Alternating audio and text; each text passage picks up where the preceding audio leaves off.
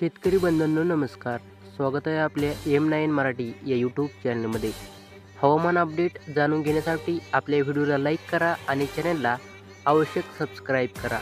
ढगाळ हवामानाचे किमान तापमानात वाढ, थंडी आणखीन कमी होणार येत्या 24 तासात.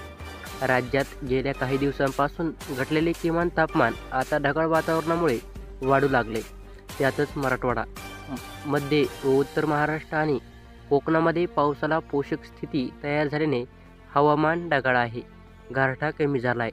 तापमानात वाढ होत असून अनेक ठिकाणी किमान तापमानाचा पारा 10 अंशांवर नोंदला जात आहे. येत्या 2 दिवस राज्यात किमान तापमान हे 2 ते 3 अंशाने वाढण्याची शक्यता हवामान विभागाने वर्तवली आहे.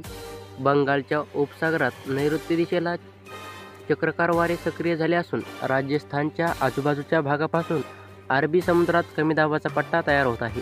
परिणामी उत्तरेकडील राज्यामध्ये किमान तापमानात चढउतार होत आहे. हिमाचल प्रदेश, जम्मू काश्मीर, पंजाब, हरियाणामध्ये प्रचंड गारठा वाढला आहे. दाट धुक्याची चादरही पाहायला मिळत आहे. हवामान विभागाचा काय आहे अंदाज? राज्यात पावसाला पोषक स्थिती तयार झाल्याने ढगाळ वातावरण आहे. परिणामी किमान तापमानात येत्या 24 तासात थंडीचा जोर कमी होणार आहे.